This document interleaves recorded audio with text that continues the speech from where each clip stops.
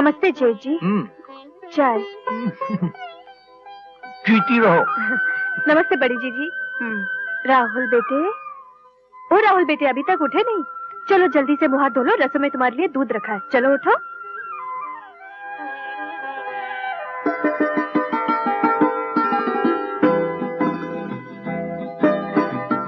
छोटे जेठ जी नमस्ते। खुश रहो। पर मैं चाय नहीं कॉफी पीता हूँ। ये कॉफी ही है। तुम्हें कैसे मालूम कि मैं कॉफी पीता हूँ? वाह, अरे भाई कमाल है। इसमें कमाल की क्या बात है? छोटे घर की है, नौकरों की जात की, इसलिए काम करने की आदत है। इसमें तारीफ की निगाह से देखने की क्या जरूरत है?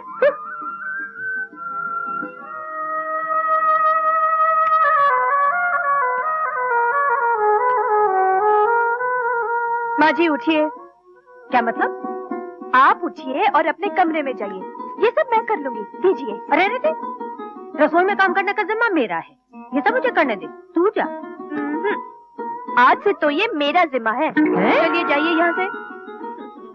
उठिए ना माँ जी। अरे तू मुझ पर हुक्म चलाती है? नहीं नहीं, हुक्म नहीं, मैं तो विनती कर रही हूँ आपसे।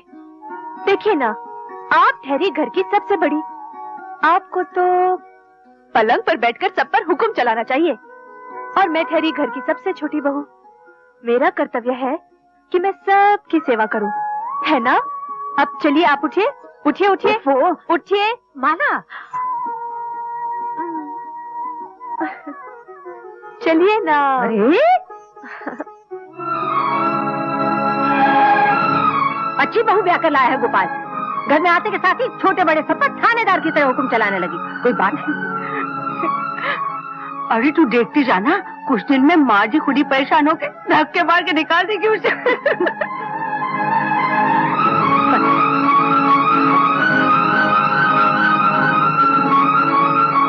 कमाल है, अजीब लड़की है। ऐसी लड़की तो पहले कभी नहीं देखी। क्यों, क्या हुआ? क्यों अकेली बड़बड़ा रही हो? विश्वास नहीं आ रहा इसलिए बड़बड़ा रही हूँ। किस बात पे विश्वास नहीं आ रहा? ये कैसी बहू ले आए हैं आप? इससे पहले इस घर में 3 बहुएं आई, लेकिन लगता है ये तो आसमान से उतर के आई है। क्यों, क्या हुआ? कोई बात कह दी उसने? मुझसे बात क्या कहेगी? कुछ काम ही नहीं करने देती। सब्जी काटने लगी तो हाथ से छीन ली, चाय बनाने लगी तो बनाने नहीं दी। पहली बार पता चला कि बहू क्या होती है। अच्छा, जरा हम भी सुने, बहू क्या होती है? बहू अगर चाहे तो घर को स्वर्ग बना सकती है, और चाहे तो नर्क। ये माला तो अच्छाइयों प्यार के मोतियों की बनी माला है। तुम सच कह रही हो। ऐसा लगता है कि हमने पिछले जन्म में जरूर कुछ पुण्य किए होंगे, जिसके बदले में भगवान ने हमें माला जैसी बहू भेज दी है। बिल्कुल। घर की सारी काया को बदल के रख दिया उसने। बस अब एक ही चिंता है। क्या? पुष्पा के हाथ पीले हो जाए, उसका ब्याह हो जाए, हमारी सारी जिम्मेदारियां पूरी हो जाएंगी। बहू के शुभ कदम घर में पड़े हैं तो भगवान हमारी ये जिम्मेदारी भी जल्दी पूरी कर देगा। तेरे मुंह में घी शक्कर। हाँ।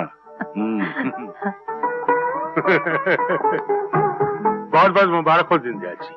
आपको भी मुबारक जवाहर प्रसाद जी। आज से मेरी बेटी आपकी बहू हो गई। आपने जो जो शर्तें रखी हैं मैं स्वीकार करता हूँ, और मैं वादा करता हूँ कि शादी से पहले सारी शर्तें पूरी कर दूंगा। इजाजत। नमस्कार जी, आइए। आओ बेटे। इधर आओ बेटे।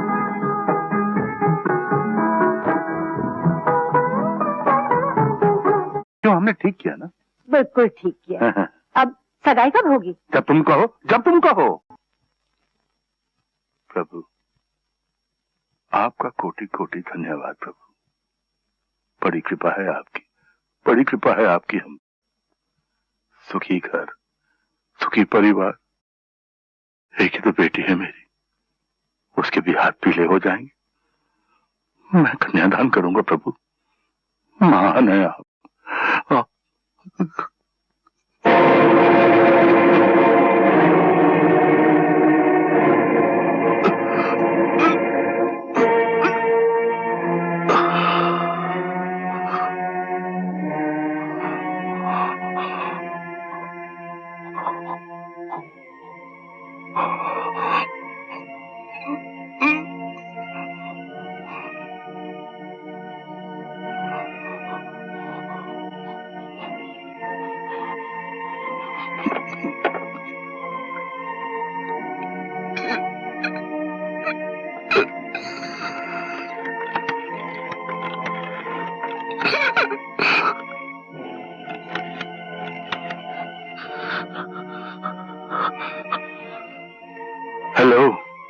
वकील साहब, मैं दीनदयाल बोल रहा हूं। आप वसीयत के कागज लेकर फौरन घर चले आइए। बात समझाने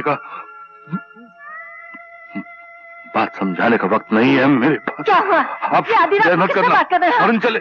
क्या हुआ? लक्ष्मी,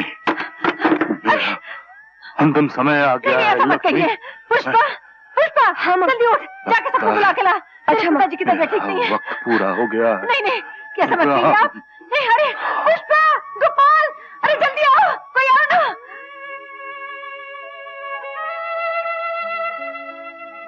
डॉक्टर साहब, इन्हें फौरन हॉस्पिटल में दाखिल करना पड़ेगा। He is very serious.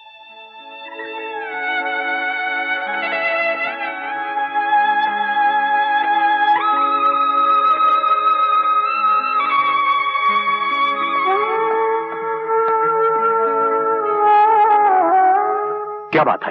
Something serious? या इज वेरी सीरियस। वकील साहब कागज ले आए? जी, आपके कहने के मुताबिक इस वसीयत में चारों बेटों के 4 बराबर के हिस्से लिख दिए हैं। बाबूजी, इसकी क्या जरूरत थी? जरूरत है बेटे, वक्त का कोई भरोसा नहीं। और फिर ये वो काम है जो मुझे बहुत पहले कर लेना चाहिए था। लीजिए वकील साहब, मैंने साइन कर दिया। जी।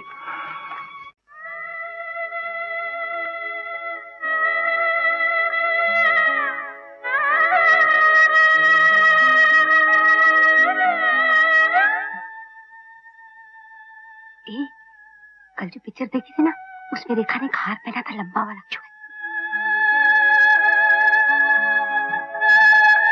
डॉक्टर साहब जी, कोई चिंता की बात तो नहीं है ना? देखिए, जब तक उनकी डायबिटीज कंट्रोल में नहीं आ जाती, ऑपरेशन नहीं हो जाता, तब तक कुछ कहा नहीं जा सकता। आपके ख्याल में ऑपरेशन कब तक होगा? मेरा ख्याल है कल सुबह तक हो जाना चाहिए। ओके?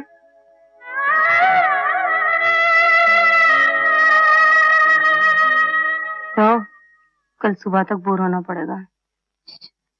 मुझे भी फिक्र। सुनो, इधर आओ ना, सारा दिन बात करते रहते हो। इधर आओ, मैं कहती हूँ घर भी जाना है या बुड्ढे के साथ यहीं मरना है? बच्चे घर में भूखे बैठे होंगे। अरे मगर वगर छोड़ो और जल्दी चलो। अच्छा, जल्दी करो। मैं कुछ करता हूँ। माँ जी। हाँ बेटा। आपने सुबह से कुछ खाया नहीं, मैं जाकर कुछ ले आऊं? मैं कुछ नहीं खाऊंगी। ऐसा करो, तुम लोग सब घर चले जाओ और कुछ खाओ। जी, बेहतर होगा। बड़ी बहू। जी माँ जी। ये घर की चाबियां रख लो, शायद किसी चीज की जरूरत पड़े। बेटा गोपाल जी, तू भी घर जाकर कुछ खा।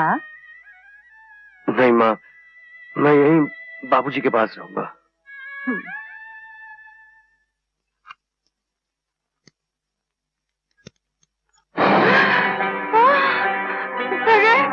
इधर तो जलवा ही जलवा है भाई। तेवर देखकर तो मेरे मुंह में पानी आ गया। जिस चीज को देखकर मुंह में पानी आए उसे फौरन खा लेनी चाहिए। क्या मतलब?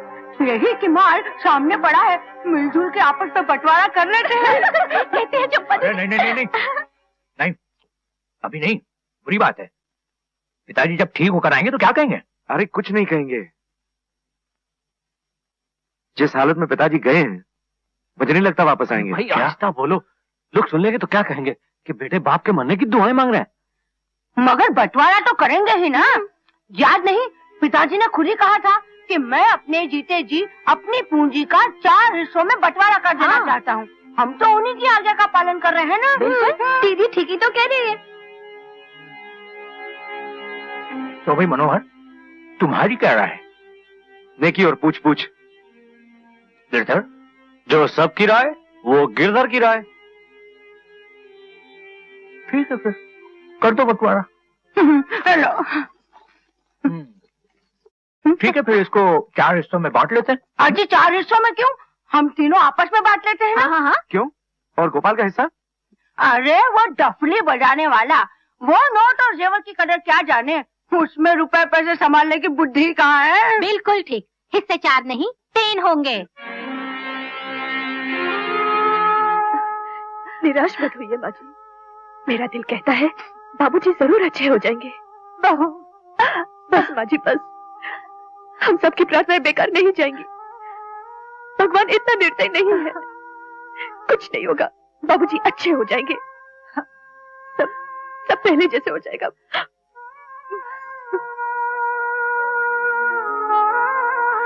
डॉक्टर साहब, थैंक गॉड। ऐसे लगा जैसे मौत के हाथों में गया इंसान वापस लौट आया हो। घबराने की कोई बात नहीं, ऑपरेशन कामयाब रहा। देखा बाजी, मैंने कहा था ना, हम सबकी प्रार्थनाएं बेकार नहीं जाएंगी। मुबारक हो। एक मुबारक हो बोलने में कितना टाइम टाइम बोले में कि कितना टाइम लगा रहा है। जी पिताजी, आपने बुलाया मुझे? बेटे, वैसे लड़के वालों को रुपए देने का वादा तो कल का है, तुम आज ही जाकर दे आओ। वक्त से पहले रुपए देने से हमारी इज्जत बढ़ जाएगी। ये लो चाबियां। हाँ, तिजोरी में से 3 लाख रुपए निकाल कर दे आओ। जी बहुत अच्छा।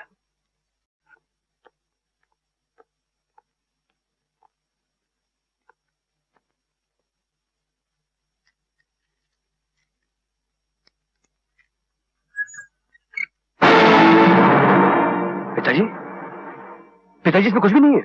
क्या?